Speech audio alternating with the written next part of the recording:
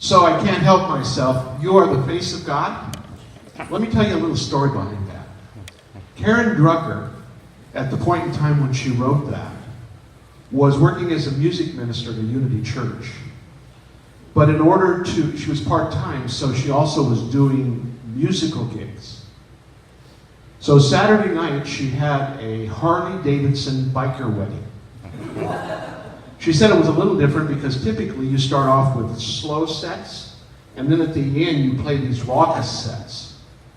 Well, the bikers wanted to start off with a raucous set, so it was a very long night. She got home about 2 o'clock, and there was a note on her answering machine. Her minister said, "I'm going to talk about God and the face of God. I need you to write a song for me for it."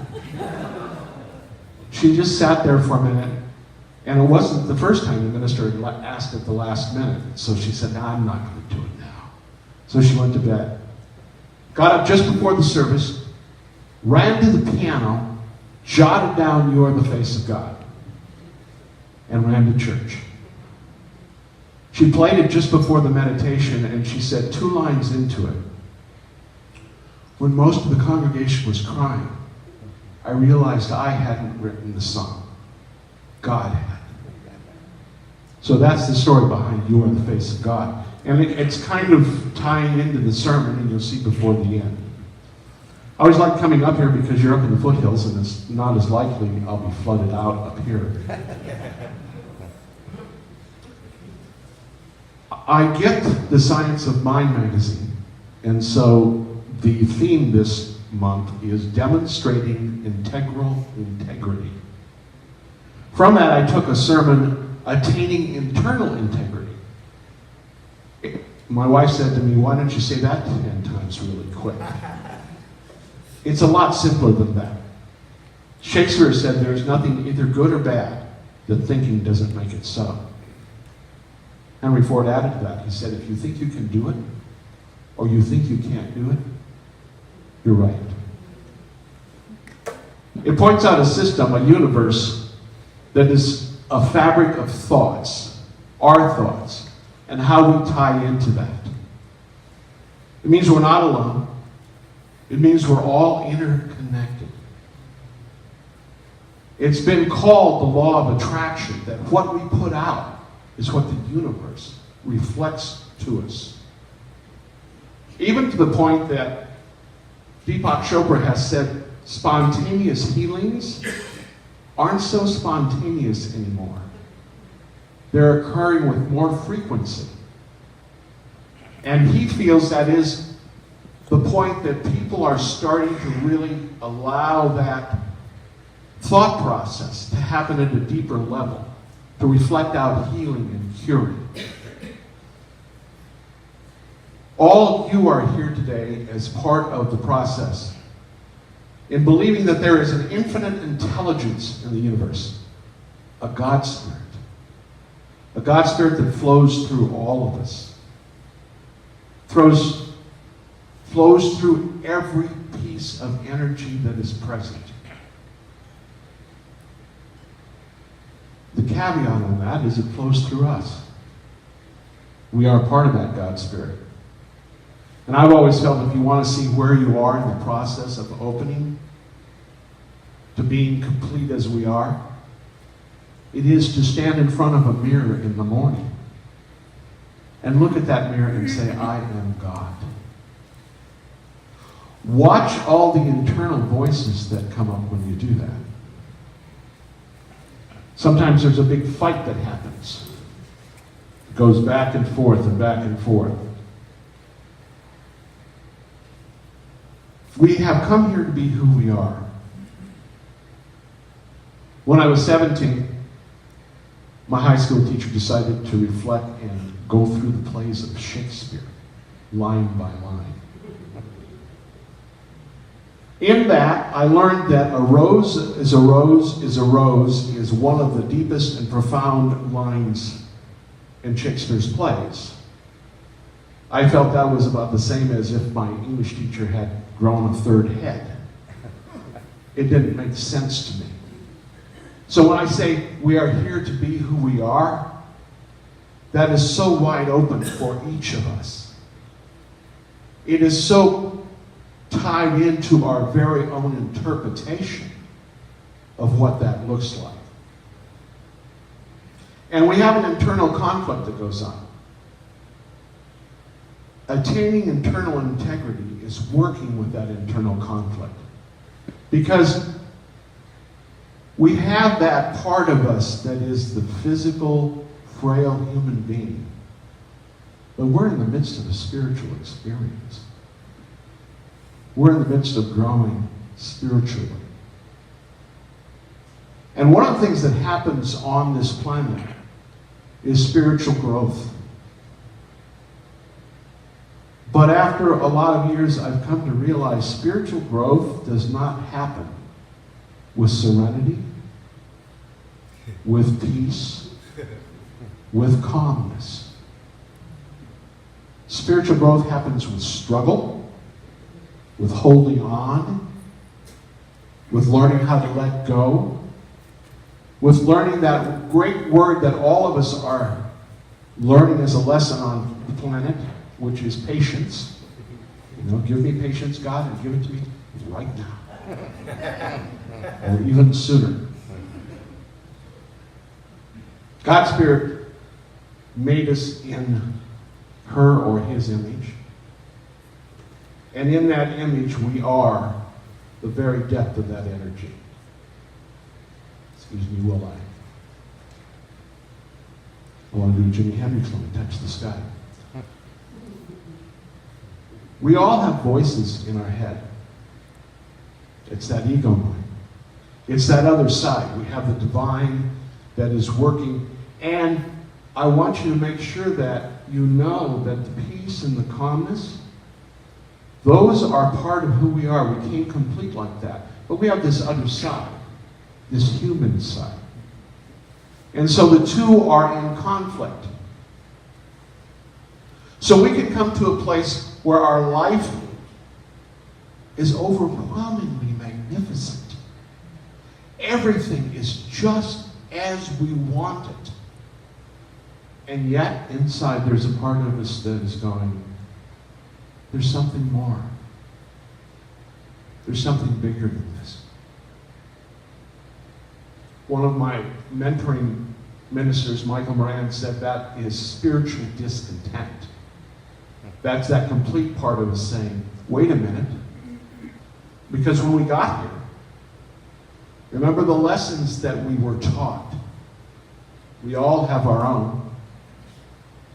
Some of mine were, making a mistake is a death sentence.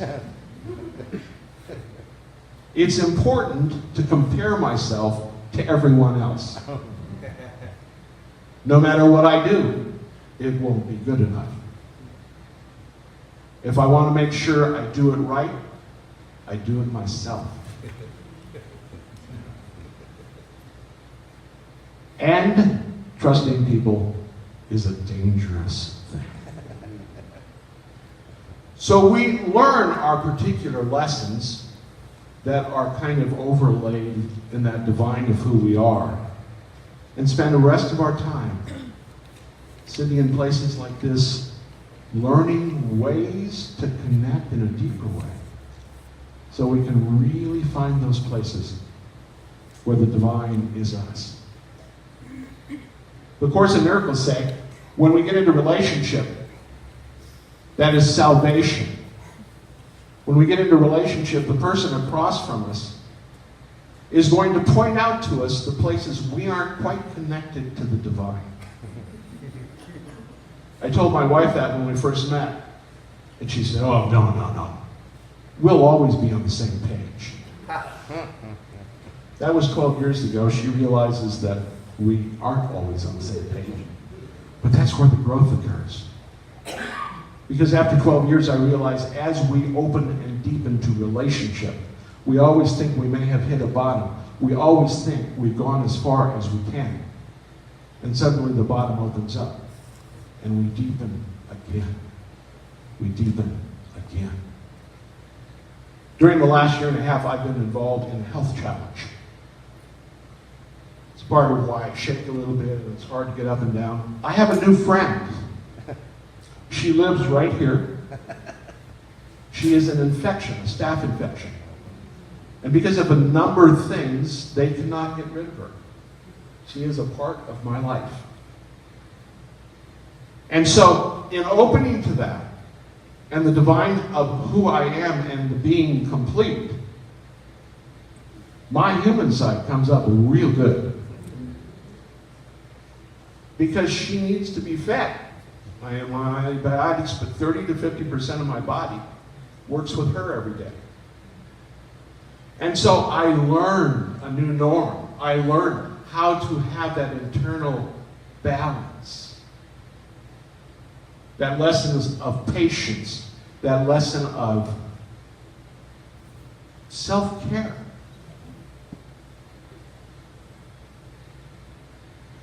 This is that attaining internal integrity. It's a journey of perception. Once we can take a step and realize that no matter where we are, each of us are complete right where we are. Now, it doesn't mean tomorrow we're going to be more complete, because we will. But we're complete in this very place. And we can get so caught up saying, as soon as I get my degree, I'll be fine. As soon as I get to be certified as a practitioner, I'll be good. As soon as I have a wife, I'll be good. As soon as I get my new car, I'll be fine. But in truth, we're complete just as we are. But that edge happens. And so we learn ways to do it. There's a beautiful YouTube. Little 4-year-old named Jessica. She's standing on a bathroom counter. And she's almost like a cheerleader. And she's standing in front of that mirror and she's going, I like myself. I like my hair. I can do anything. I like my stomach. I like my parents. And it goes on for a minute. And her parents talk about the fact that that's how she does these affirmations. And she gets all amped up. Now, what they don't tell you if you look at that YouTube is Jessica is now Jess. She's a sophomore at Southern Methodist University. Belongs in a sorority. And the sorority calls her mom. Because Jessica Jess still believes in affirmations. And still believes in empowering people. And still believes that she is complete right where she's at. That's the challenge on that internal integrity. To know that as the divine and the mind conflict with each other, it's opportunity. We can look at it as everything else. But it means we're in the midst of spiritual growth. Alan and I have a friend who's was one of our senior ministers, and she used to say, you know, God never gives us anything more than we can handle, and I wish he didn't think so highly of me. Because the challenges we go through is what take us to the next step. And those challenges are us being who we are. Oscar Wilde once said, be yourself, everyone else is taken. You're the only one that can be the best you. And we can get really caught up in that. When I was in 8th grade, I moved from California to Montana. That's called culture shock. Now, for some reason, I got it in my mind, I'm moving to a place where nobody knows me. And there are a couple things I do that I don't particularly like, a couple characteristics. So I actually chose one and said, I'm not going to do that when I'm up there. I was painfully shy. And I said, I'm going to try it different. I'm going to say hi to people. So when I was up there, suddenly that was what people knew me as. So it's be who you are. And that doesn't mean if you're an introvert to be an extrovert. It is be who you are, find all the strengths of being an introvert, and be the best one you can. When I owned the construction company, I worked with a visionary. He said our job as owners were to place people in positions that would make them a success. This meant if we had a superintendent that didn't like paperwork, we didn't give him a state job, which was filled with paperwork, because that just wouldn't work. So that's the challenge, to open and to know that we can't keep checking back every day to see where we are, because progress isn't always in front of us. There's a TED Talk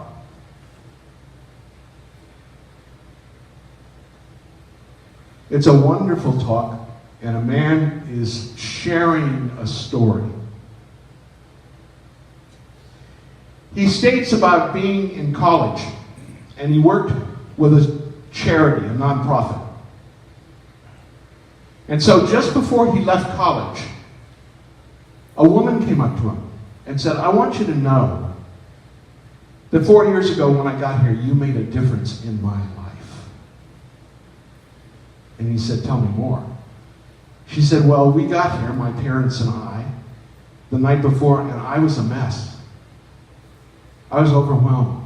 To the point my parents said, when we go to sign up for classes tomorrow, if you are overwhelmed and you don't think you can do it, we'll take you home and we'll love you whichever way you go. She said, so we got in line, and it started to get very overwhelming for me. And I took a deep breath and felt a lot of peace because I was going to turn to my parents and tell them to take me home. The student union door opened, and out you walked in the stupidest hat I've ever seen. She said it was awful. You had a box of lollipops, and you were walking along handing out the lollipops for the charity you were working for. She said you handed them out until you got across from me, and you just stared at me with a lollipop in your hand. She said, it was creepy. She said, and then you stepped to the young man next to me, and looked at him and said, this lollipop will go to waste unless you give it to the beautiful young woman standing next to you. She said at that point, he became so embarrassed, he couldn't even look at me. He looked the other way and held out the lollipop. And I took it. She said at that moment, with that stupid hat and those lollipops, I realized, you know what? I can handle college if you can do that. She said, so you changed my life. And as she walked away, she turned around and said, by the way, I'm still dating that young man. He said, the interesting part about it is I don't remember it. It's not in my memory banks at all. He said, so what I call that is a lollipop moment. And we all have lollipop moments. Points in time when we, in being who we are, change somebody's life. We are sent here to be who we are. We have been given a treasure chest filled with nooks and crannies and cubby holes. And there will always be more drawers and doors to open in our treasure chest. Our job is to keep unfolding and knowing that even in the dark nights of our souls, we are stepping into an opportunity to deepen and be more who we are. And in being that, we will have lollipop moments. We just won't know when they happen. And that's the challenge. That's why we're here. To know that the divine of who we are is complete. The mind and other side and overlay that gets caught up is part of spiritual growth. And it's all a wondrous opportunity. When we can slow down and take a breath and stay on that divine side, we will see it as deep opportunity. And to remember, anytime our voice within us is saying anything else but love, it's not our divine voice. And that's the one we listen to. And so I challenge you in the coming week to go out and have a lollipop moment. You may not know. And if you have a lollipop moment with someone, go back and let them know. Because imagine what that would be like. As he said in that TED Talk, I didn't even remember it. And she came up and reminded me. So go out and have your lollipop moments. Thanks again for the opportunity today. And so it is.